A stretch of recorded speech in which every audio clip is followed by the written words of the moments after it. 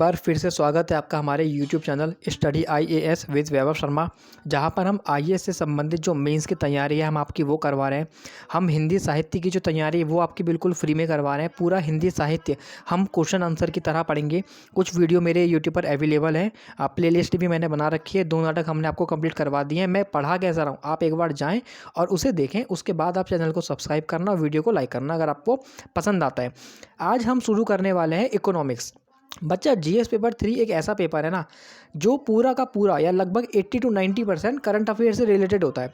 उसमें जितने भी आपसे क्वेश्चन पूछे जाते हैं ना बच्चा, वो सब हमारे वर्तमान समय की जो घटनाएं होती हैं उससे संबंधित होती हैं। तो हम जीएस पेपर 3 को हम शुरू करने वाले हैं। हम पढ़ेंगे बच्चा टॉपिक के हिसाब से। जैसे इकोनॉमिक्स में आपके यूनिट नंबर 9 है। यूनिट 9 का नाम है ऊर्जा, बंदरगाह, रेलवे, सड़क पत्तन, विमानपत्तन और आधारभूत अवसंरचना। हम सबसे पहले इस यूनिट को शुरू कर रहे हैं, तो हम इसमें जो रेलवे टॉपिक है हम सबसे पहले उस रेलवे टॉपिक को उठाएंगे। उसके बारे में जितना भी करंट में हुआ है, जो जो क्वेश्चंस आपके आ सकते हैं, किस किस तरह से आपसे पूछा जा सकता है, हम वो कंप्लीट करेंगे। बच्चा रेलवे के समक्ष ना हमें 3 चीज़ों को पे ध्यान रखना। सबसे पहली बात कि रेलवे के समक्ष चुनौतियाँ कौन कौन सी हैं, ठीक है। रेलवे को लेकर के जो हमारी सरकार है उसका विज़न क्या है, हमारी भारतीय अर्थव्यवस्था में जो रेलवे है उसका क्या महत्व है, और सरकार कौन से कदम उठा रही है हमारी भारतीय रेलवे के लिए, हम इस हिसाब से करेंगे। जब हम इसका अगला टॉपिक पढ़ेंगे ऊर्जा, हम वो भी इसी हिसाब से पढ़ेंगे कि ऊर्जा के समक्ष चुनौतियाँ, सरकार का विज़न क्या है एनर्जी को लेकर के। जैसे 2070 तक हमें जो है कार्बन न्यूट्रल कंट्री बनना है, तो और सरकार कौन सा कदम उठा रही है, और ऊर्जा जो है ना उसकी भारतीय अर्थव्यवस्था में क्या महत्व है, उसकी इंपॉर्टेंस क्या है, हमारी रेलवे जो है उसकी इंपॉर्टेंस क्या है, हम ऐसे पढ़ेंगे, ठीक है। शुरू करते हैं कि रेलवे के समक्ष चुनौतियां कौन कौन सी है। बच्चा सबसे पहली कुछ चुनौती कौन सी है, ट्रेन दुर्घटना। आपने अक्सर सुना होगा कि रेलवे जो है वो दुर्घटना हो जाती है। जैसा अभी हाल में जो वंदे भारत ट्रेन थी वो भी दुर्घटना हुई थी जानवर की वजह से। तो ट्रेन दुर्घटना क्या है बच्चा, एक खन्ना कमेटी बनी थी, उसके अनुसार 93% जो रेल की दुर्घटनाएं होती हैं ना वो उसके 2 कारण है। पहला कारण होता है लेवल क्रॉसिंग, जब ट्रेन क्रॉस कर रही होती है तब दुर्घटनाएं होती हैं। दूसरा होता है पटरी से उतरने के कारण। पटरी से उतरना जो है इसको हम इंग्लिश में बोलते हैं डीरेलमेंट, कि जब पटरी से गाड़ी उतर जाती है इसकी वजह से रेल दुर्घटनाएं जो है वो होती है, ठीक है। हालांकि इसको लेकर के जो भारतीय रेलवे है उसने एक नया स्टेप लिया है कवच नाम से। कवच क्या है, कवच बच्चा एक सिस्टम है जो रेल की जो एक्सीडेंट है ना उसको होने से बचाएगा। 2016-17 में 104 ट्रेन दुर्घटनाएं हुई थी और 2019-20 में 55 रेल दुर्घटनाएं जो है वो हुई थी। बच्चा जब भी आप इस तरह से क्वेश्चंस को डील करेंगे ना तो हमें जो है डेटा लेड आंसर राइटिंग करनी है, कि हमें डेटा देना है और डेटा के साथ जो समस्या है हमें वो बतानी है। इससे क्या होता है कि एग्जामिनर के ऊपर ना बहुत अच्छा इंपैक्ट पड़ता है। और हम पूरी इकोनॉमिक्स इसी तरह से करेंगे, एक एक टॉपिक के हिसाब से मैं आपको वीडियोस बना के दूंगा। थोड़ा बहुत जो भी करंट में होता रहेगा आप उसको अपडेट करते रहना, लेकिन वीडियो के जो नोट्स है ना बच्चा वो आप बहुत अच्छे से बनाना।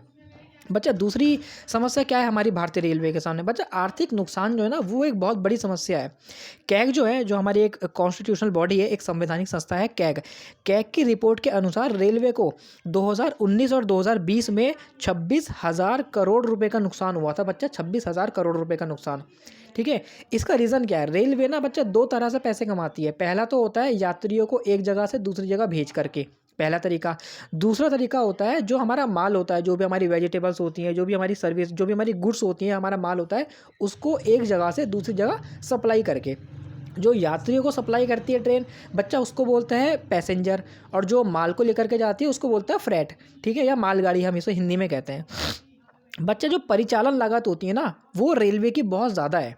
परिचालन लागत जो है वो रेलवे की है 97%, और अगर हम पेंशन जोड़ देंगे तो ये हो जाती है 114%। अब मैं आपको परिचालन लागत का मतलब बताता हूँ।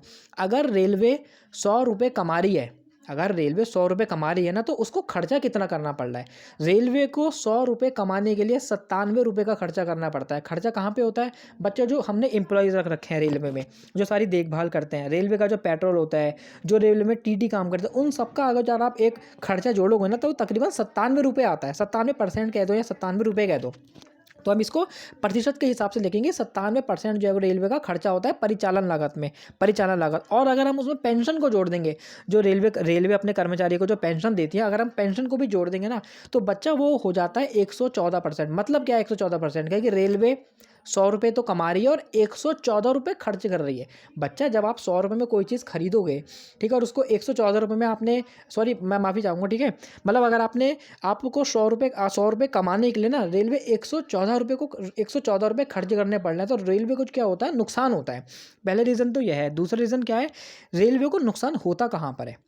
रेलवे को नुकसान होता है पैसेंजर ट्रेन में। रेलवे को हमेशा, जो मालगाड़ी होती है ना, उसमें रेलवे को हमेशा फ़ायदा होता है, उसमें रेलवे हमेशा फ़ायदे में रहती है। रेलवे को जो नुकसान होता है वो होता है पैसेंजर ट्रेन में। तो दूसरा दूसरा नुकसान क्या है बच्चा, हमारा आर्थिक नुकसान हो गया। अब हम तीसरे आते हैं, और क्या है बच्चा, रेलवे के ना बहुत सारे प्रोजेक्ट हैं जो पेंडिंग पड़े हैं अभी तक। जैसे कि एक प्रोजेक्ट का नाम है Bengaluru Sathyamangalam railway line project है। बच्चा इसकी जो डेडलाइन है ना वो 2002 थी। 2002 तक ये प्रोजेक्ट पूरा हो जाना चाहिए था, लेकिन ये अभी तक भी पूरा नहीं हुआ है। ऐसे ही एक उधमपुर श्रीनगर रेलवे प्रोजेक्ट है, ये भी अभी तक पूरा नहीं हुआ है। तो ये रेलवे के सामने एक बहुत बड़ी समस्या है। और कौन सी समस्या है बच्चा, खराब समय प्रबंधन। इससे तो हर एक व्यक्ति को बड़ी परेशानी होती है। लेकिन जो टाइम खराब होता है ना, जो ट्रेन लेट होती है, उसका रीज़न क्या है, हमें उसका कारण समझना पड़ेगा। बच्चे उसके दो कारण है। पहला तो यह है कि भारत में ना जो रेलवे ट्रैक है ना, उसकी कमी है। कहीं कहीं पर आप देखोगे कि दो दो तीन तीन चार चार पटरियाँ हैं। कहीं कहीं पर आप देखोगे ना कि वहाँ पर एक या दो पटरियाँ हैं। तो अब आप सोचो, एक और दूसरी कमी क्या है, प्लेटफॉर्म की कमी है। बहुत जगह ना प्लेटफॉर्म तक सही से नहीं है। तो अगर प्लेटफॉर्म नहीं है, अगर रेलवे ट्रैक नहीं है, एक ट्रेन ऑलरेडी रेलवे ट्रैक पर खड़ी है और दूसरी ट्रेन को अगर आना है, तो वो वहाँ पर कहाँ खड़ी होगी बच्चा। इसकी वजह से क्या होता है, जो ट्रेन है ना वो लेट हो जाती है। और कौन सा रीज़न है बच्चा, दूसरा इसका रीज़न है पुराना डिज़ाइन।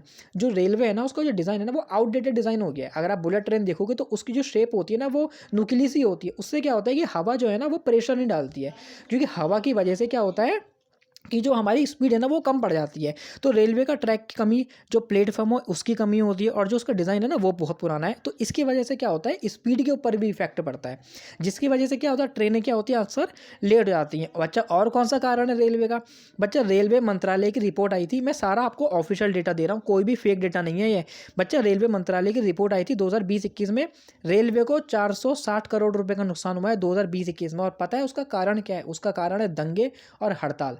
और जिसके ज़िम्मेदार कौन है, हम लोग हैं। जब भी दंगे हड़ताल होते हैं तो हम अक्सर जो रेलवे होती है हम उनको आग लगा देते हैं। अभी हाल का जो किसान आंदोलन हुआ था और अग्निवीर भर्ती हुई थी, इसकी वजह से ट्रेनों में जो आग वगैरह लगाई थी, जो लूट जो करा था, उसकी वजह से रेलवे को 460 करोड़ रुपए का नुकसान हुआ है बच्चा। और कौन सी प्रॉब्लम है रेलवे में, और प्रॉब्लम है बच्चा भ्रष्टाचार। भ्रष्टाचार तो हमारे देश में एक बहुत बड़ी समस्या है, और रेलवे में भी भ्रष्टाचार है। एक हमारे मेट्रो मैन है, आपने मेट्रो का नाम सुना होगा बच्चा। उस मेट्रो का मॉडल जिस व्यक्ति ने तैयार किया था ना, उनका नाम है श्रीधरन।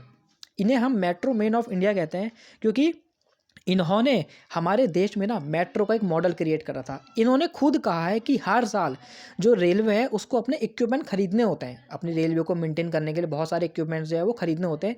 उस इक्विपमेंट्स को खरीदने की वजह से रेलवे को बच्चा हर साल 10,000 करोड़ रुपए का नुकसान होता है। ये श्रीधरन जी ने कहा है। आप चाहें तो गूगल पे जाके चेक कर सकते हैं। सारा डेटा मैं आपको ऑफिशियल दूंगा, कोई भी फेक डेटा मैं आपको नहीं दूंगा, ठीक है बच्चा। और कौन सी चुनौतियाँ, कुछ अन्य चुनौतियाँ भी हैं, जैसे लो एफिशिएंसी ऑफ वर्कर। जो वर्कर है ना उनकी क्षमता बहुत अच्छी नहीं है। अगर किसी काम को कोई एक व्यक्ति कर सकता है ना, तो उस काम को करने के लिए दो दो तीन तीन व्यक्ति लगा रखे हैं। इससे क्या होता है बच्चा, उन सब लोगों को तनख्वाह तो जारी है ना, और ऊपर से जो रेलवे है ना वहाँ पर जो वेतन है बच्चा वो बहुत ज़्यादा है। तो ये जो है ना, ये भी एक बहुत बड़ी समस्या है रेलवे के सामने। इतनी समस्या हमने आपको बता दी हैं। और हाल फिलहाल में वंदे भारत ट्रेन जो है उसका भी जो है एक्सीडेंट हुआ था जानवरों की वजह से। तो उसका सॉल्यूशन क्या है कि ट्रेन के पटरी के चारों ओर ना बाड़ लगा दी जाए, ताकि जब जानवर जो है ना उसको क्रॉस ना कर पाए, और वो रेलवे के साथ, और वो हमारी जो ट्रेन है उसके सामने आ ना पाए। इतनी हमने पढ़ ली चुनौतियाँ। रेलवे की जो इम्पोर्टेंस है ना बच्चा वो बहुत ज़्यादा है। अब हम पढ़ेंगे कि रेलवे का महत्व क्या है बच्चा। प्रतिदिन रेलवे के द्वारा 24 मिलियन लोग ट्रैवल करते हैं। 24 मिलियन लोग, 24 मिलियन का मतलब हो गया तकरीबन 2.5 करोड़ आदमी, 2.5 करोड़ लोग, माफ़ी चाहूँगा आदमी नहीं, 2.5 करोड़ लोग। उसमें महिलाएं भी शामिल है, पुरुष भी शामिल है, सभी लोग शामिल है, क्योंकि हम जो है समावेशी विकास हमें प्राप्त करना है, तो हमें व्यक्तियों का यूज़ करना पड़ेगा। 24 मिलियन यात्री बच्चा डेली रेलवे से ट्रैवल करते हैं, पहला महत्व हो गया। दूसरा महत्व क्या है बच्चों, जो माल आवाजाही होती है पूरे देश में, हमें जो सामान होता है एक जगह से दूसरी जगह पहुंचाना होता है ना, तो उसमें से 27% जो है वो रेलवे के द्वारा जाता है। इसका मतलब क्या हुआ, अगर हम पूरे देश में 100 किलो सामान एक जगह से दूसरी जगह भेज रहे हैं ना, तो उस 100 किलो में से जो 27 किलो माल है वो अकेला रेलवे अपने साथ में लेकर के जाता है। ये रेलवे का महत्व है। और रेलवे में जो कॉस्ट पड़ती है ना वो बहुत जो है कम पड़ती है। अब सोचो अगर आपको 1 किलो टमाटर मँगाना है, आपने 1 किलो टमाटर ट्रेन से मँगाए, वो आपको ₹50 पड़ेंगे। लेकिन अगर आप वही 1 किलो टमाटर एरोप्लेन से मँगाओगे तो उसकी कीमत ज़्यादा हो जाएगी, ज़ाहिर-सी बात है। तो जो माल आवाजाही में ना हमें ट्रेन की हिस्सेदारी बढ़ानी है। अब ये सरकार ने क्या स्टेप लिए हैं, कदम लिए हैं, उसके बारे में मैं आपको बहुत अच्छे से बताऊँगा। और रेलवे का महत्व क्या है? बच्चा लाखों लोगों को रोज़गार देती है रेलवे, लाखों लोगों को रोज़गार देती है। भारत में रेलवे अकेला ऐसा सेक्टर है जहाँ पर सबसे ज़्यादा रोज़गार क्रिएट करती है। बच्चा और कौन-सा और क्या इसका रेलवे का महत्व है? समावेशी विकास में ना सहायक होती है। अब आप कहोगे सर इसमें समावेशी विकास कहाँ से आ गया? बच्चा भारत का लक्ष्य क्या है? समावेशी विकास को प्राप्त करना। समावेशी विकास क्या होता है? जो हाशिए पर खड़ा व्यक्ति है, जो हमारे देश का गरीब व्यक्ति है ना, उसको किसी प्रकार की समस्या ना हो, चाहे वो शिक्षा हो, चाहे वो स्वास्थ्य हो, चाहे वो परिवहन हो, हर चीज़ उसको प्राप्त हो। रेलवे समावेशी विकास को प्राप्त करने में किस तरह से सहायता करती है, अब मैं आपको वो बताता हूँ। बच्चा रेलवे का जो टिकट है ना, वो सबसे सस्ता है। अगर आप बस के कंपेयर में या गाड़ी के कंपेयर में, रेलवे सबसे सस्ता टिकट होता है। तो जो गरीब व्यक्ति होता है ना बच्चा, वो भी एक जगह से दूसरी जगह ट्रैवल कर पाता है। तो क्या ये समावेशी विकास नहीं कहलाएगा? बिल्कुल कहलाएगा। क्यों? क्योंकि जो गरीब लोग होते हैं, जो हाशिए पर खड़े व्यक्ति होते हैं ना, वो रेलवे के द्वारा यात्रा कर सकते हैं। तो रेलवे का ना भारतीय अर्थव्यवस्था में एक बहुत बड़ा योगदान है। बच्चा इस पूरे टॉपिक को ना मैं आपको ऐसे में इंटरलिंक करके बताऊंगा कि अगर आपसे ऐसे पूछा जाता है आत्मनिर्भर भारत से रिलेटेड, क्योंकि कई साल हो गए आत्मनिर्भर भारत से संबंधित ना कोई भी ऐसे नहीं पूछा हमसे। हो सकता है कि 2023 में आपसे वो ऐसे पूछ ले, तो वहाँ पर आप इस टॉपिक का यूज़ कर सकते हो, मैं आपको वो भी बताऊँगा, ठीक है। तो रेलवे का हमने लक्ष्य पढ़ लिया। सरकार का विज़न क्या है? सरकार रेलवे को लेकर के क्या सोचती है, अब हम आपको वो बताते हैं। बच्चा सरकार क्या चाहती है कि जो माल होता है ना, जो हम एक जगह से दूसरी जगह माल भेज रहे हैं, वो अभी 27% हिस्सेदारी है रेलवे की। उस हिस्सेदारी को बढ़ा करके हमें 45% करना है। मतलब क्या है इसका? कि बच्चा पूरे देश में अगर 100 किलो माल जा रहा है ना, तो 45 किलो माल अकेला रेलवे के थ्रू जाना चाहिए। लेकिन इससे फ़ायदा क्या होगा? बच्चा एक तो फ़ायदा हमें ये होगा ना कि जो माल है ना, वो कम कीमत पे एक जगह से दूसरी जगह पहुंच जाया करेगा। पहला फ़ायदा हो गया। दूसरा फ़ायदा क्या होगा? बच्चा जो रेलवे है ना, उसको अतिरिक्त आमदनी होगी, क्योंकि रेलवे हमारा जो है वो अक्सर घाटे में चलता है। इससे क्या होगा कि रेलवे जो है वो प्रॉफिट में आ पाएगा। बच्चा और इससे क्या होगा? बच्चा रेलवे के थ्रू ना जब आप माल को भेजोगे तो कम कॉस्ट लगेगी, तो जो अंतिम उपभोक्ता है ना, उसको जो माल मिलेगा ना, वो भी कम कीमत पर मिलेगा। अगर आप 100 किलो टमाटर रेलवे से भेज रहे हो एक शहर में, और रेलवे ने आपसे कुछ एक्स अमाउंट ली है, तो मान लो वहाँ पर रहने वाले लोगों का टमाटर 60 रुपये किलो पड़ा, और वही टमाटर अगर आप एरोप्लेन से भेजोगे 100 किलो, तो बच्चा उसकी कॉस्ट बढ़ेगी या नहीं बढ़ेगी? क्यों? क्योंकि एरोप्लेन है और ट्रेन हमारी ट्रेन है।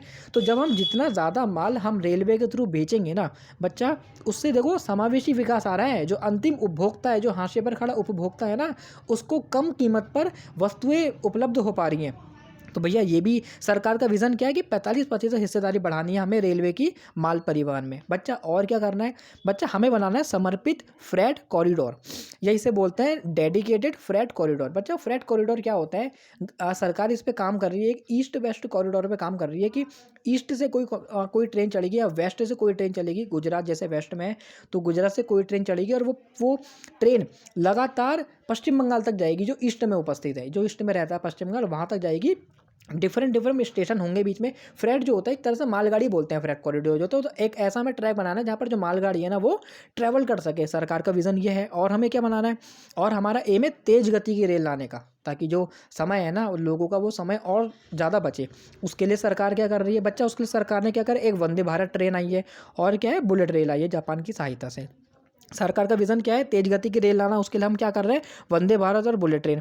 और हमारा और सरकार का लक्ष्य क्या है बच्चा? सरकार का लक्ष्य है जो भारत में जितने भी बंदरगाह हैं ना, वहाँ तक रेल की कनेक्टिविटी होनी चाहिए। अब आप कहोगे कैसे? सपोज़ करो कि दिल्ली एक शहर है, दिल्ली में माल बनता है कुछ, वो सऊदी अरब में माल जाना है। सऊदी अरब में अगर आपको माल पहुँचाना है तो वो तो पानी के थ्रू जाएगा, पानी में तो रेल चलती नहीं है। तो मान लो कि गुजरात में कोई बंदरगाह है, तो दिल्ली से ना जो ट्रेन बनेगी, जो रेलवे ट्रैक होना चाहिए ना, वो गुजरात के एग्जैक्ट बंदरगाह तक पहुंचना चाहिए। ये नहीं कि गुजरात के जामनगर में पहुंच गया, अहमदाबाद में पहुंच गया। गुजरात की जो भी सिटी नज़दीक है उस पोर्ट के ना, वो पूरा रेलवे ट्रैक ना उस बिल्कुल पोर्ट तक पहुंचना चाहिए, ताकि जो हमारा माल है ना वो जल्दी से जल्दी हम ट्रांसपोर्ट कर पाएँ। तो क्या कर रहे हैं, हमें रेलवे की जो पोर्ट्स हैं, जो बंदरगाह हैं, वहाँ तक हमें अपने रेलवे की कनेक्टिविटी पहुँचानी है। ये हमारी सरकार का विज़न है, ताकि हमारा जो एक्सपोर्ट है ना, हम अपने एक्सपोर्ट को बढ़ा पाएँ और जो हमारी $5 ट्रिलियन की इकोनॉमी है बच्चा, हम उसको अचीव कर पाएँ। पिछले कई सालों से $5 ट्रिलियन इकोनॉमी हमारा लक्ष्य है बच्चा, इकोनॉमी का, कि हमें $5 ट्रिलियन की इकोनॉमी प्राप्त करनी है। लेकिन ऐसे नहीं पूछा है आपसे इतने साल में। हो सकता है अगले साल आपसे यही ऐसे पूछ ले कि $5 ट्रिलियन इकोनॉमी और भारतीय अर्थव्यवस्था, इस तरह से आपसे ऐसे पूछ ले, तो आप वहाँ पे ये लिख सकते हो, नहीं लिख सकते हो कि $5 ट्रिलियन की जो इकोनॉमी है उसको बनाने के लिए भारत सरकार क्या प्रयास कर रही है। देखो ये प्रयास आपके सामने दिख रहे हैं, बस यही प्रयास लिख के आना है, थोड़ा अपने आगे पीछे जोड़ देना कि सरकार के द्वारा निम्न निम्न कदम उठाए गए वगैरह वगैरह। बच्चा और हमारा एम क्या है बच्चा, एक हमारा एम है कि 2023 तक हमें अपने रेलवे ट्रैक का विद्युतीकरण करना है। जो कई कई जगह रेलवे ट्रैक में क्या होता है, बिजली की प्रॉब्लम होती है ना, तो हमें जो है वो विद्युतीकरण करना है। ठीक है, तो ये तो हमने बता दिया कि सरकार के विज़न बता दिए, सरकार का जो लक्ष्य है ये है। और सरकार के कुछ और भी लक्ष्य हैं, जैसे निजी ट्रेन, जो प्राइवेट ट्रेन है, हमें वो ज़्यादा से ज़्यादा चलानी है। ठीक है, ताकि हमारी जो जो और जो अब हमारी जो ट्रेनें होती हैं, जो मैं माफ़ी चाहूँगा, मुझे मेरे दिमाग से वर्ड भूल। ठीक है, अगला क्या पढ़ेंगे। ठीक है, हमने समस्या पढ़ ली, हमने रेलवे का महत्व भी पढ़ लिया, सरकार का विज़न क्या है हमने वो भी पढ़ लिया। बच्चा सरकार कदम भी कुछ उठा रही है या नहीं उठा रही है। बच्चा सरकार ने बहुत कदम उठाए हैं रेलवे को लेकर के। अब मैं आपको बताता हूँ सरकार ने कौन से कदम उठाए। बच्चा जब निजी कंपनी ना, सरकार क्या चाहती है कि जो प्राइवेट कंपनीज़ हैं वो रेलवे में आएँ और अपनी भागीदारी बढ़ाएँ। बच्चा जब भी प्राइवेट कंपनी रेलवे में आएगी ना, तो वो क्या लाती है, प्राइवेट कंपनी अपने साथ में ना टेक्नोलॉजी लाती है। उसके साथ में और क्या लाती है, प्राइवेट होटल। जब भी आप किसी प्राइवेट हॉस्पिटल में जाओगे तो वहाँ टाइम मैनेजमेंट बहुत अच्छा होता है, तो जब प्राइवेट रेल होगी ना, तो उसका जो टाइम मैनेजमेंट होगा वो भी बहुत अच्छा होगा। और क्या है, सरकारी अस्पताल में जैसे आपको अच्छी सुविधाएं नहीं मिलती हैं, लेकिन प्राइवेट अस्पताल में आपको सुविधाएं अच्छी मिलती है। तो जो निजी कंपनी होगी जब वो आएगी ना, तो वो तकनीक हमारी बेहतर होगी, जो टाइम मैनेजमेंट है, जो समय प्रबंधन है, वो भी हमारा बेहतर होगा, जो लोगों को जो सुविधाएं मिलती हैं वो भी बेहतर होगा, और जो प्रतिस्पर्धा होता है, जो कंपटीशन होता है ना, कंपटीशन भी बढ़ेगा। तो सरकार क्या कर रही है, जो निजी कंपनी है ना उनको प्रवेश करवा रही है। लेकिन इनको प्रवेश करवाने के लिए सरकार ने कदम क्या उठाया है बच्चा, निजी कंपनियों के प्रवेश। बच्चा ये मैं माफ़ी चाहूँगा, शायद ये 2 स्लाइड बार बार आ गई, सॉरी। ठीक है, और तो सरकार एक योजना लाई है, राष्ट्रीय रेल योजना।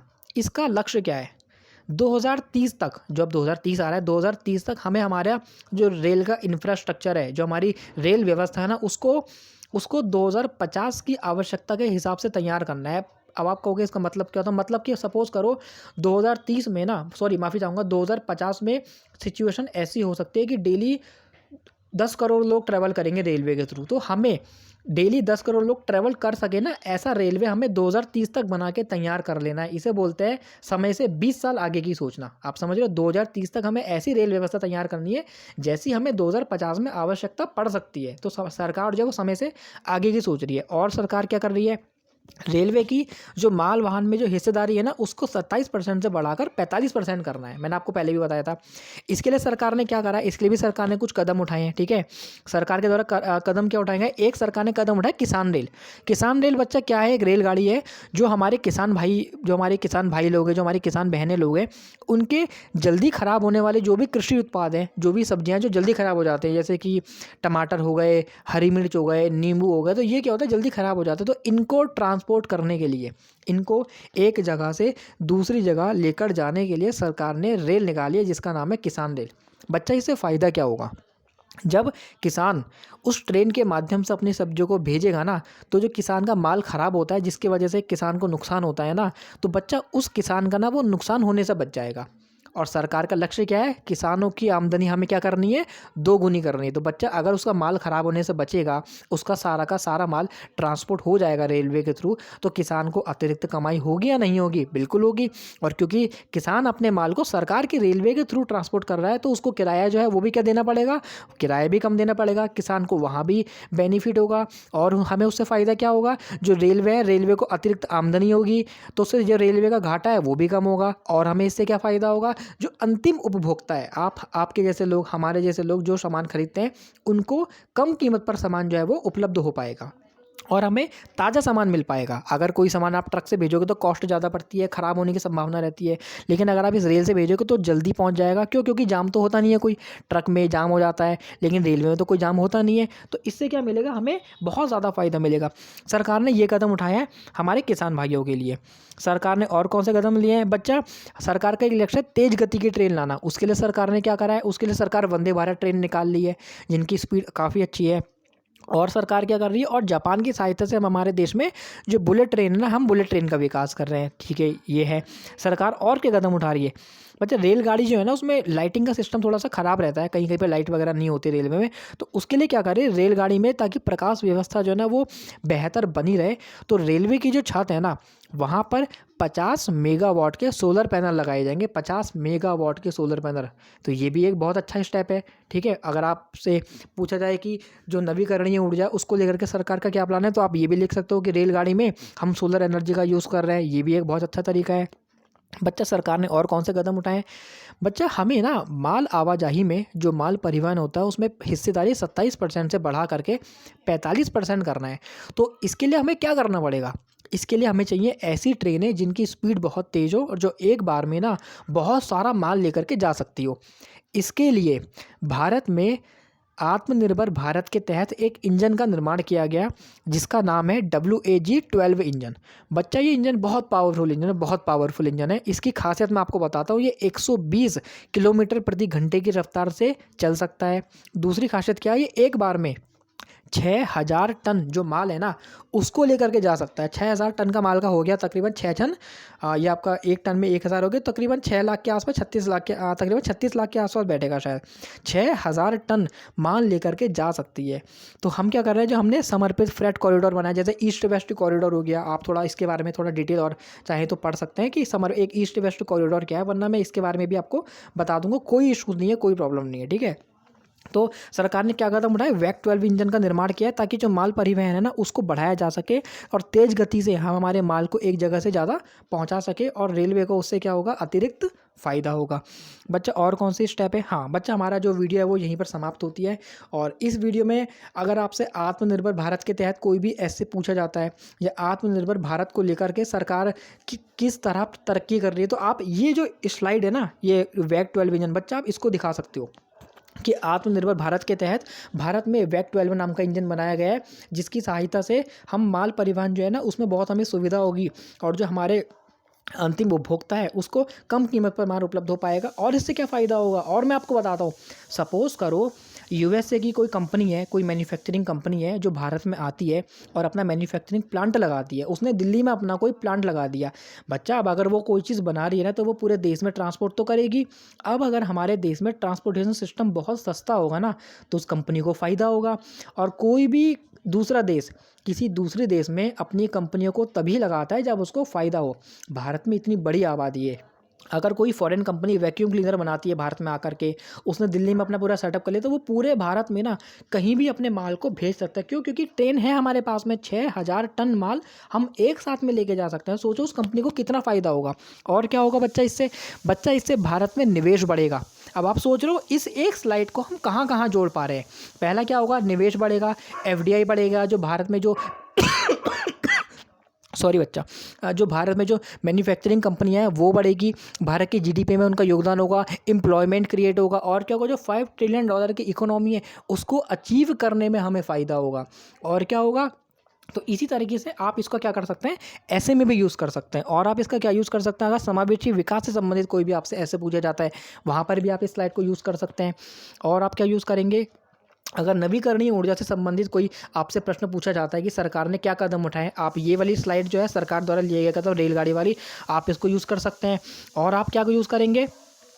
और मैं आपको बताता हूँ, अगर समावेशी विकास से संबंधित आपसे प्रश्न पूछा जाएगा तो आप इस वाली स्लाइड को यूज़ कर सकते हैं। समझ रहे हैं? तो इस पूरे वीडियो को ना आप अलग अलग जगह ऐसे में यूज़ कर पाएंगे, चाहे वो $5 ट्रिलियन की इकोनॉमी को अचीव करने का हो, चाहे वो हमारा आत्मनिर्भर भारत जो है उससे संबंधित कोई ऐसे हो, या फिर चाहे वो समावेशी विकास से संबंधित कोई भी ऐसे हो, या कोई भी आधारभूत अवसंरचना से संबंधित अगर आपसे क्वेश्चन पूछा जाता है ना। क्योंकि जो रेलवे होती है वो हमारे बेसिक इंफ्रास्ट्रक्चर है, वो हमारी एक आधारभूत अवसंरचना है जो देश की इकोनॉमी को आगे बढ़ाती है। बच्चा, अगर आपको एक्सप्लेनेशन अच्छी लगी हो, वीडियो को लाइक करना, चैनल को सब्सक्राइब करना। हिंदी साहित्य का पूरा कोर्स आपको फ्री में करवा रहा हूँ। आपको एक एक टॉपिक के हिसाब से मैं जीएस पेपर 3 की तैयारी करवा रहा हूँ। अगला जो लेक्चर आएगा थोड़ा टाइम लगेगा, क्योंकि कंटेंट निकालने में, उसको पीपीटी बनाने में, इस तरह से सजाने में बच्चा थोड़ा सा मुझे समय लगता है, ठीक है। अगला जो टॉपिक आएगा वो एनर्जी का आएगा। एनर्जी को भी हम ऐसे ही पढ़ेंगे, एनर्जी के सामने कौन से चैलेंजेस हैं, एनर्जी के हमारे इकोनॉमी में इंपॉर्टेंस क्या है, उसका महत्व क्या है। और ये हिंदी मीडियम वालों को है, इंग्लिश मीडियम वाले भी पढ़ सकते हैं, मुझे कोई ऐसी समस्या नहीं है इंग्लिश मीडियम वालों से। लेकिन हिंदी मीडियम वाले से मेरा जो है वो थोड़ा सा लगाव ज़्यादा है, क्योंकि उनका रिजल्ट जो है वो थोड़ा सा पीछे है, जिसे लेकर के मैं कोशिश कर रहा हूँ कि मैं अपना 100% दे सकूँ। आपको अपना 100% देना है। चैनल पे जाएँ, विजिट करें, वीडियो अच्छी लगे चैनल को लाइक करें और मेरे जो चैनल है उसको सब्सक्राइब करें। बच्चा थैंक यू सो मच, बहुत बहुत धन्यवाद आपका।